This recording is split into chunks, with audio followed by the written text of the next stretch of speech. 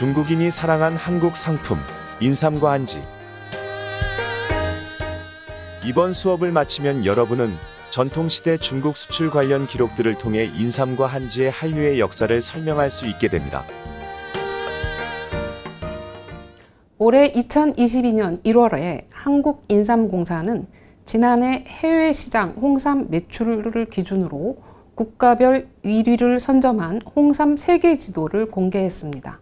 보도에 따르면 해외 홍삼 시장에서 가장 큰 비중을 차지하는 나라는 중국입니다. 중국에서는 한국의 뿌리삼 제품 매출이 1위, 그 가격은 중국 제품과 비교해도 3배가량 비싼 가격으로 팔린다고 합니다. 그렇다면 한국 인삼은 언제부터 왜 중국인들에게 인기가 있었을까요? 한편 최근 한지를 이용하여 이탈리아 문화재를 복원하였다는 소식이 있었습니다.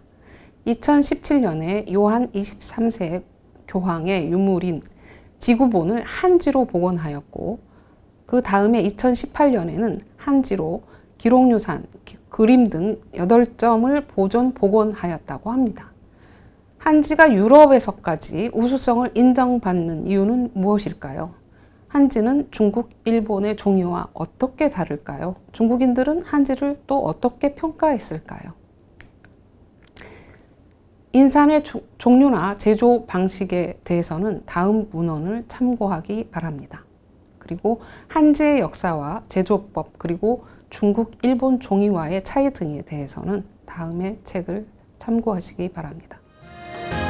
본 수업을 시작하기 전 사전 퀴즈입니다. 다음 질문의 정답을 생각해보세요. 조선 후기 개성을 중심으로 인삼의 재배와 홍삼 제조업을 경영한 상인 집단은 무엇일까요?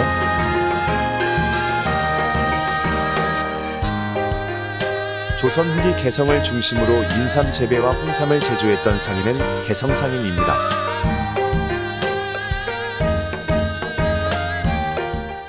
두 번째 질문입니다. 다음 보기 중 기록 사용에 가장 오랜 시간 사용된 재료는 무엇일까요? 보기 중 골라보세요.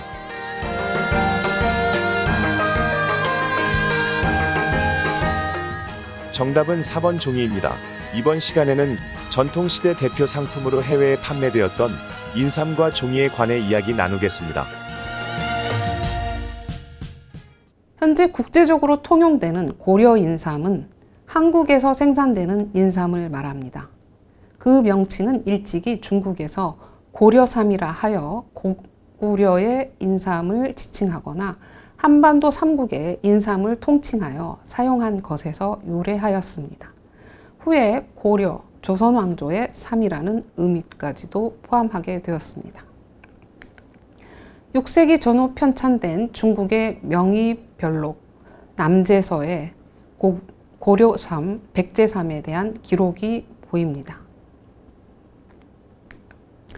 삼국시대에 고려 인삼은 주로 곡물로 중국에 보내어진 듯 합니다. 통일신라 시대 9세기를 전후한 시기에 장보고와 같은 신라인은 민간 무역 활동을 활발하게 전개하였던 상황에서 조공 방식 외에 교역도 진행되었을 것으로 보입니다.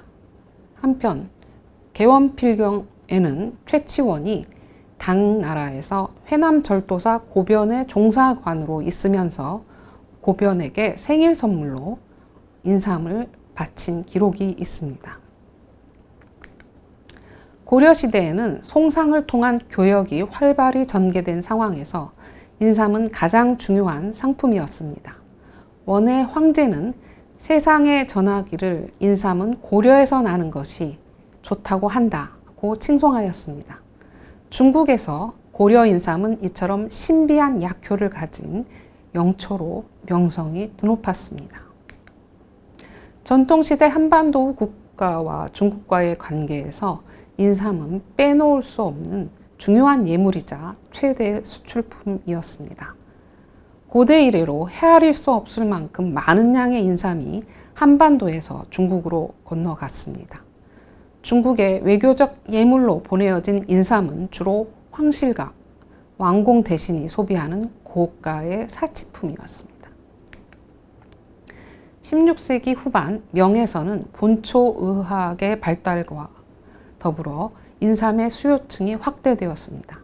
청대에도 온보를 중시하는 강남 문화의 영향으로 북경과 강남 일대의 인삼 소비량이 급증하였다고 합니다. 중국의 조선 인삼 수요 추세에 대해서는 1607년 선조실록의 기록이 보입니다. 중국에서 인삼을 귀히 여겨 장생초처럼 여긴다. 멀리 조선에서 온 인삼을 항용하는 차로 삼아 공경과 사서가 모두 그러하니 옮겨 판매하면 그 이익이 100배이다 라고 기록하고 있습니다. 조선의 인삼 무역은 주로 사행을 통해 이루어졌습니다. 인삼은 외교적 곡물 외에 사행 경비 마련의 주요 수단이었습니다. 조선 초기 중국 사행에는 금, 은을 휴대하였지만 15세기 세종 때 은화 대신 사행원 1인당 인삼 10근을 가져가 사행 경비에 충당하도록 하였습니다. 조선 후기 17세기에는 사행원 정관 30여 명에게 1인당 인삼 80금, 8포까지 허용을 하였습니다. 소량으로 많은 양의 금전 가치를 지닌 인삼을 가져가 현지에서 현금을 조달하고 체제 경비로 사용하였습니다. 인삼이 본격적인 무역 상품으로서 경제적 비중을 갖게 된 것은 동아시아 국제 정세가 안정세로 접어든 17세기 중엽 이후였습니다. 18세기 중엽까지 100여 년 동안 조선은 인삼을 중국과 일본에 수출하고 중국의 비단과 일본의 은화를 연결하는 동아시아 중개무역의 중심에 서기도 했습니다. 조선 후기 국내외 인삼 수요가 늘어나면서 자연산 인삼이 절종 위기에 직면하였습니다. 이에 18세기 중반 이후 산삼을 가삼으로 재배하는 데 성공하였고, 나아가 재배한 인삼을 말려서 백삼을 만들거나 쪄서 붉은색 홍삼을 만들어 상품화했습니다. 인삼 경작지는 개성과 그 주변 지역에 집중되었고, 개성 상인은 인삼의 재배와 홍삼 제조를 독점하면서 조선 최대의 상인 집단으로 성장하였습니다. 1797년 홍삼 무역이 공인된 후 19세기 북경의 조선 사행단 숙소인 옥화관 인근에는 인삼국 간판을 걸고 조선 인삼을 비롯한 각종 물품을 교역하는 중국 상인들의 점포가 즐비하였다고 합니다. 홍삼세는 조선 정부의 재정을 확충하고 경제를 유지해주는 원천이 되었습니다. 19세기 말 조선이 대내외적 위기에 처하자 고종은 왕실 재정의 확대를 위해서 홍삼의 관리와 무역을 어용화하고 독점하였습니다. 20세기 초 1908년부터 홍삼은 일제 통감부가 홍삼 전매법을 제정하고 이후 미쓰이 기업이 독점 판매하였습니다. 중국인들은 홍삼을 선호하였고 홍삼은 전적으로 중국에 수출 판매되었습니다. 청말 아편 문제가 심각해지자 조선 홍삼이 아편 해독에 효과가 있다고 알려져 1840년대, 50년대에 조선의 홍삼 수출량은 최고조에 달했습니다.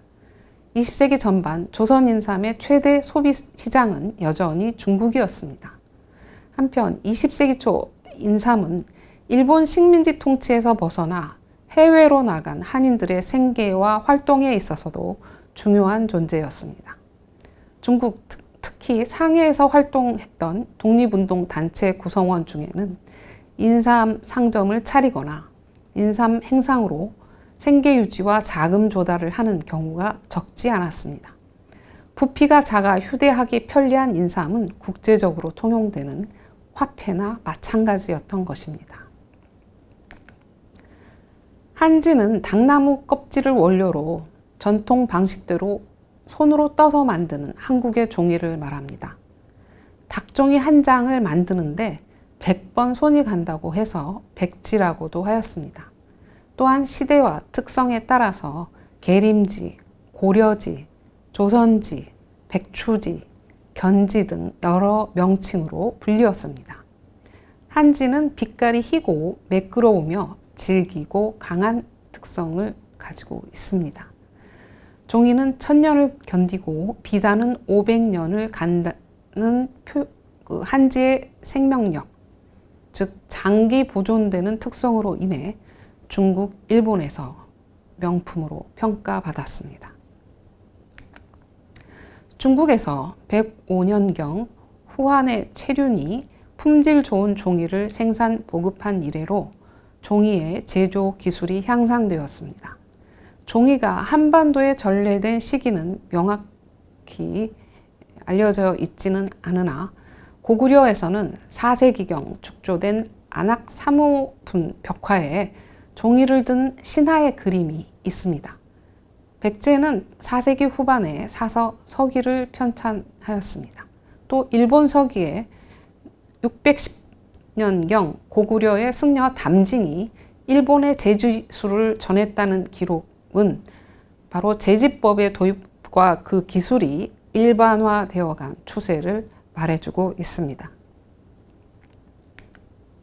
이후 통일신라 및 고려시대를 거치면서 한국의 독특한 제지술로 발달하였습니다. 고려시대에는 불경 등 서적이 활발하게 출판되었고 종이가 외국으로 수출되면서 종이의 생산이 본격화되고 일상화되었습니다. 이에 따라 국가에서는 그 수요를 충당하기 위해서 각지에 지소를 두고 생산을 관리하였습니다. 현존하는 무구정방 다란이경이나 초조대장경, 인쇄본 등과 같이 1000년 이상의 시간을 견뎌낸 닭종이로 만든 기록문화유산들은 한지의 우수한 품질과 제지술의 발전을 증명하고 있습니다. 고려시대에 생산된 다양한 명칭의 종이 중 취지는 아청지 또는 청자지라고도 하는데 푸른 광택이 있는 종이로 1369년 송렴 등이 원사를 편찬할 때 책 표지로 사용하였고 금나라 제6대 황제 장종이 청자지를 애용하여 그림을 그렸다고 합니다. 조선시대에는 건국 이후 새로운 통치 기반인 유교의 전파 및 법전의 제작 등 활발한 저술 사업이 추진되면서 종이의 수요가 크게 증가되었습니다. 이에 국가에서 관리하는 조지소, 조지서가 설치되고 원료와 기술의 다양화, 형태의 다양화, 용도의 대중화, 생산의 대량화가 진행되었습니다. 왕실에서 사용되는 문서 등 중요한 기록물은 언제나 닭종이를 사용하여 품질을 보장하였습니다. 조선왕조실록, 승정원 일기, 일성록, 각종 의궤 등 다양하고 풍부한 기록문화유산은 바로 양질의 종이 생산과 공급이 보장되었기 때문입니다.